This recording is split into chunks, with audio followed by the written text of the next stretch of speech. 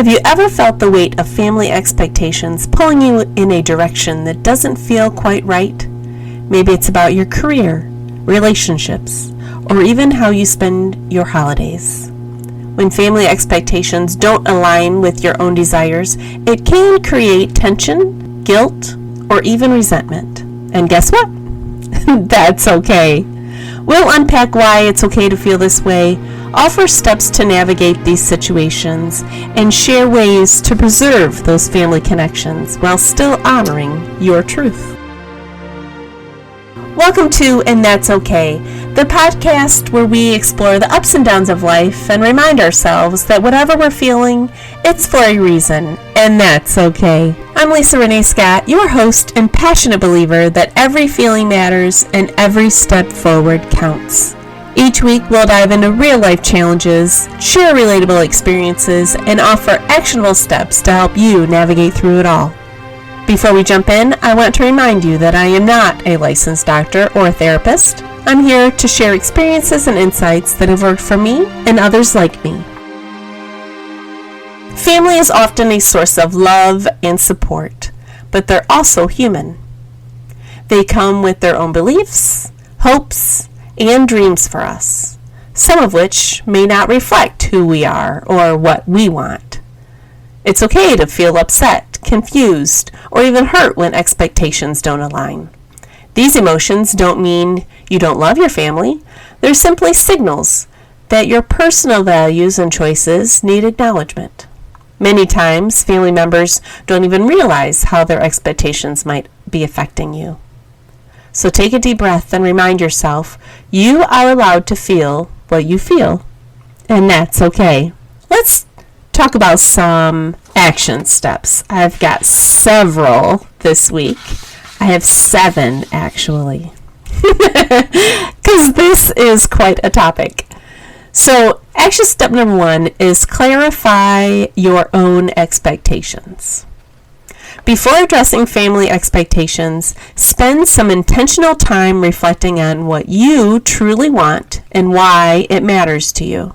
Perhaps journaling, which we talk about a lot.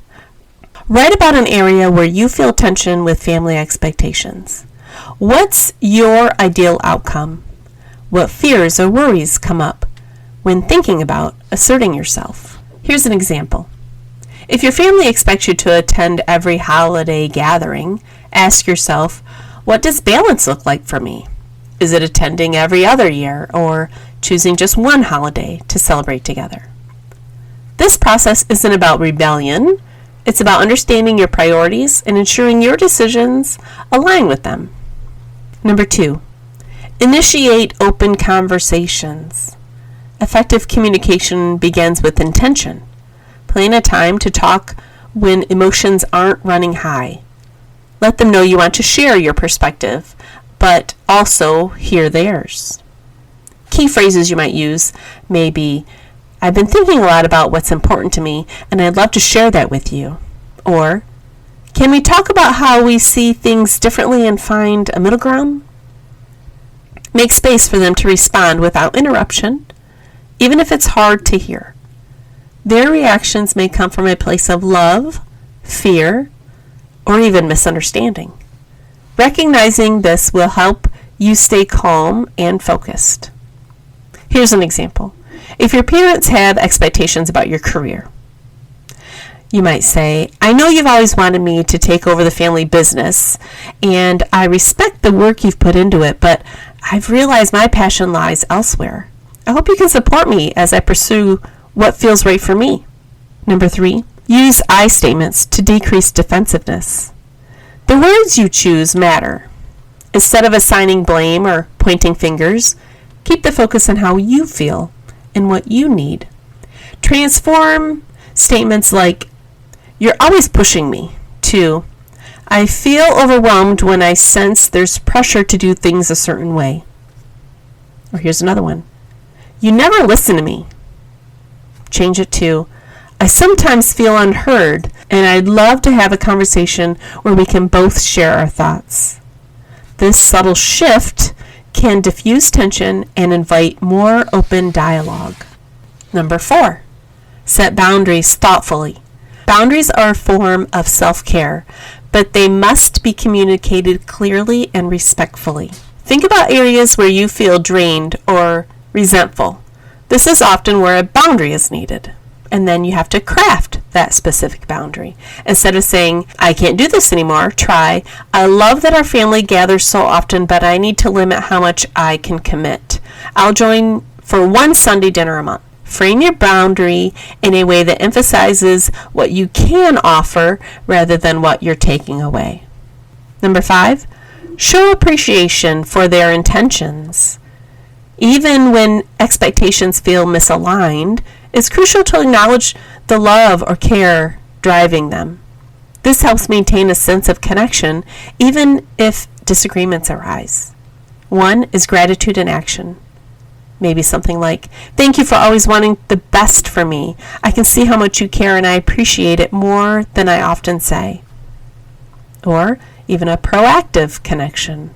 Pair your gratitude with small acts of kindness like sending a thoughtful text or inviting them for a coffee date. Why does it matter? When family members feel seen and valued, they're more likely to respect your boundaries and your perspective. Number 6, don't neglect family relationships. While it's important to honor your truth, remember that relationships require nurturing, even in difficult times. Balance your need for independence with a commitment to maintain family ties. Here are some ideas for staying connected. Schedule monthly check-ins. Call or visit just to catch up. Engage in shared activities.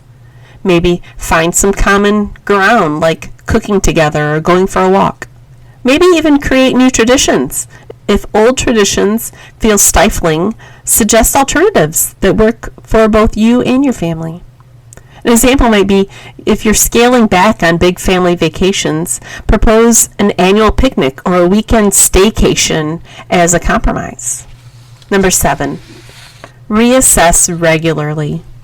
Family dynamics are fluid. As life changes, revisit your expectations and boundaries to ensure that they still feel right. Check-in questions might be, is this a boundary still serving me and my relationships? Or, are there areas where I can lean in more without sacrificing my peace? An example is, if a boundary around weekly calls felt necessary during a busy work season, you might adjust it to bi-weekly as your schedule opens up. Navigating mismatched family expectations isn't about drawing a hard line in the sand. It's about creating space for mutual respect and understanding. Open communication and thoughtful actions will help you honor yourself while nurturing the family bonds that matter most. It's natural to feel hurt or want to pull away when family doesn't align with your goals or values. But remember, neglecting those relationships just for the sake of it isn't the answer. Often, your family has no idea how their words or actions are impacting you. Having open conversations about what you're feeling, not in anger, but in honesty, is key to creating change. Instead of shutting them out, try to invite them into your world. Share why a certain decision is meaningful to you, or explain how their expectations feel misaligned with the person you're becoming. Those conversations can feel vulnerable, but they're also opportunities for growth. Building a bridge of understanding doesn't mean you have to always agree. It just means you're showing them that your choices are coming from a thoughtful and authentic place. I know that's a lot to take in. Let's quickly summarize today's key takeaways. 1, it's okay to feel conflicted or even hurt when family expectations don't match yours.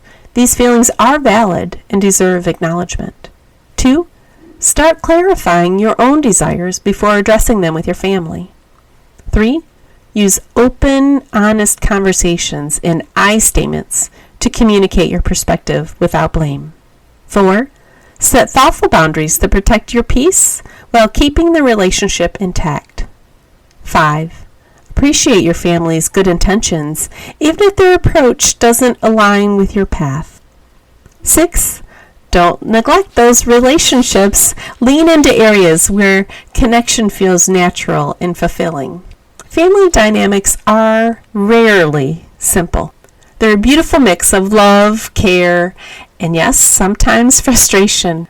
But here's the thing. You can honor your family while also honoring yourself. It's not an either-or situation. It's a delicate balance that takes time, effort, and grace. So the next time you feel the weight of mismatched expectations, remember, it's okay to have those feelings. It's okay to protect your peace. And it's okay to choose a path that feels right for you while keeping your family close. Thanks for tuning in to this episode of And That's Okay. I hope you found our discussion insightful and that you're leaving with some practical steps to apply in your own life. Remember, no matter what you're feeling or going through, you have feelings, and that's okay. If you enjoyed today's episode, please subscribe, leave a review, and share it with someone who might benefit from today's topic. Until next week, take care, keep moving forward, one feeling, one step at a time.